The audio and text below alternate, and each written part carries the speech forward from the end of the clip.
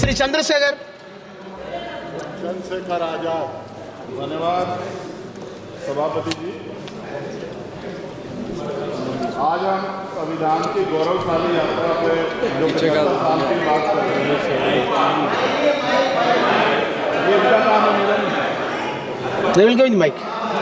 धन्यवाद सभापति जी। आगे सर, आगे। आज हम संविधान की गौरवशाली यात्रा पे बात करने के लिए चर्चा कर रहे हैं। कल से ये चर्चा चल रही है सर। मैंने बहुत सारे दोनों पक्ष के और जितने भी हमारे मेंबर हैं सुना सर, उनको बड़े बड़े नेता हैं सर। इसके भाग 1 में लिखा हुआ है India that is Bharat, Hindustan नहीं लिखा हुआ है सर।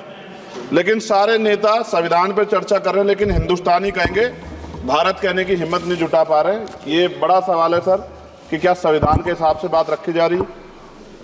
मैं धन्यवाद दूंगा फूले साहू बाबा साहब अम्बेडकर को और मेरे नेता मान्यवर साहब श्री काशीराम को। 25 नवंबर 1949 को संविधान को सौंपते हुए डॉक्टर बाबा साहब अम्बेडकर ने कहा था कि 26 जनवरी 1950 को हम विरोधाभास भरे जीवन में प्रवेश करने जा रहे हैं। राजनीतिक जीवन में तो हमारे पास समानता होगी, लेकिन सामाजिक और आर्थिक जीवन में असमानता होगी। क्या ये चुनौती आज 75 साल बाद दूर हुई है?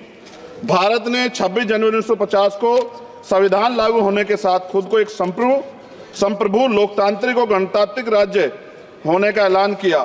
लेकिन सर उस समय संविधान की स्थिति ये थी कि जैसे गांव का कोई आदमी, मैं 50 की बात कर रहा हूं, वो 50 साल पहले शहर में आ जाता और बड़े लोगों की महफिल में चला जाता, उस जहां वो खाना खा रहे हो, और वो टेबल पे नैपकिन को खा के जो है ये कहता कि ये तो फीका, क्योंकि वो जानता ही नहीं था, वो समझता नहीं था संविधान को, संविधान है क्या। संविधान उसके लिए महज दस्तावेज था।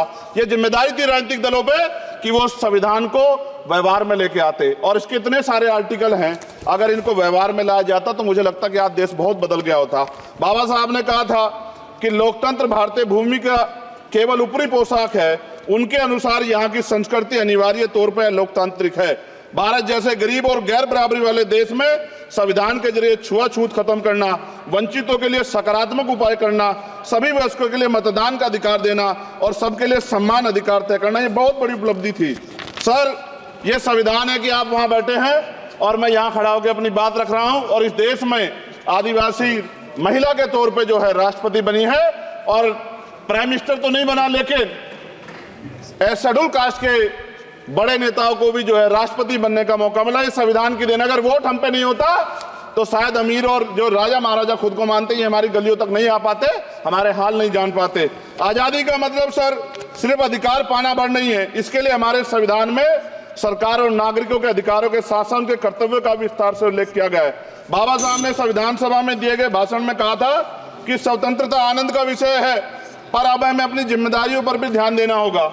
संविधान ने सुनिश्चित किया कि रानी के पेट से राजा जन्म नहीं लेगा, वोट से नेता तैयार होगा। आर्थिक बराबरी के लिए सरकार क्या कर रही है? गरीब और गरीब हो रहा है और अमीर हो रहा है।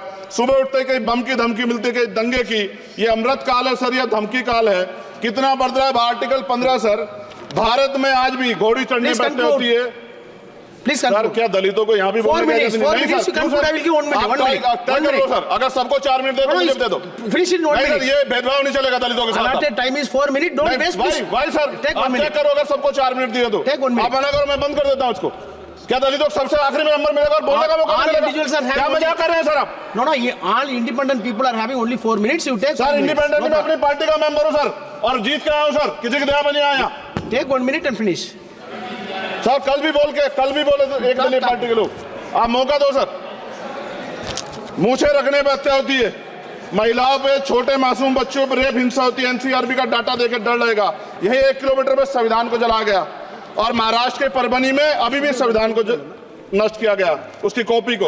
आर्टिकल 25-26 में संविधान में सभी को धार्मिक आजादी। कहाँ है दलितों की, मुसलमानों की, जैनों की, बौद्धों की, ईसाइयों की? छत्तीसगढ़ में सतनामी समाज को संविधान की अपनी धार्मिक आजादी के आधार पर जो है उनको अपमानित करके जेल में बंद कर दिया। संभल, अजमेर, अयोध्या सब इसका उदाहरण है।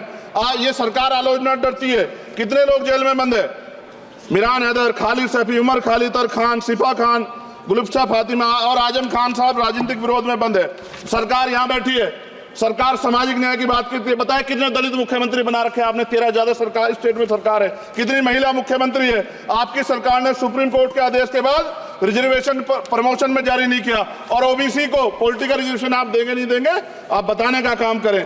मैं 75 साल की गौरव यात्रा में हम एक सभ्य समाज नहीं बना पाए, इसलिए जाति आधार पर SC ST OBC के बच्चों को प्राइमरी स्कूल से लेकर उच्च संस्थानों में भेदभाव किया जाता है। सरकार निरंकुश हो गई, कोई बुलडोजर से कार्रवाई करता है। कल मंत्री जी ने कहा हमने राष्ट्रीय पिछड़ा वर्ग आयोग बनाया, 69 शिक्षक भर्ती में उसकी सिफारिशों को नहीं माना। EWS के जरिए आपने संविधान पे आरक्षण के प्रावधान पे हमला किया। 1 मिनट में खत्म कर रहा हूं सर।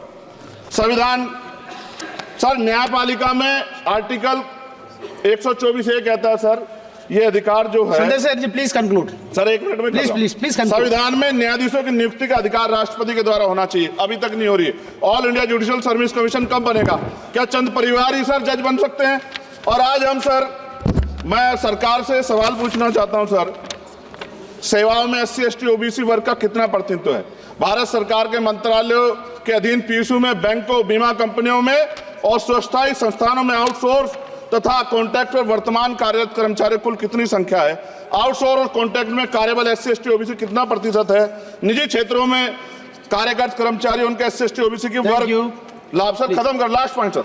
सर मैं फिर स्पष्ट तौर पर कह रहा हूं सर, यहां बैठे SC और OBC के मेंबर से कह रहा हूं सर, उनको सामाजिक जिम्मेदारी का ध्यान भी रखना चाहिए। पार्टी के प्रति वफादारी के साथ साथ अपने वर्गों के प्रति ईमानदारी भी रखनी चाहिए। ईमानदारी नहीं होगी तो इन वर्गों का भला नहीं हो सकता, और हमें बहुत सरकारों से उम्मीद नहीं है। बहुत बहुत धन्यवाद सर। Thank you.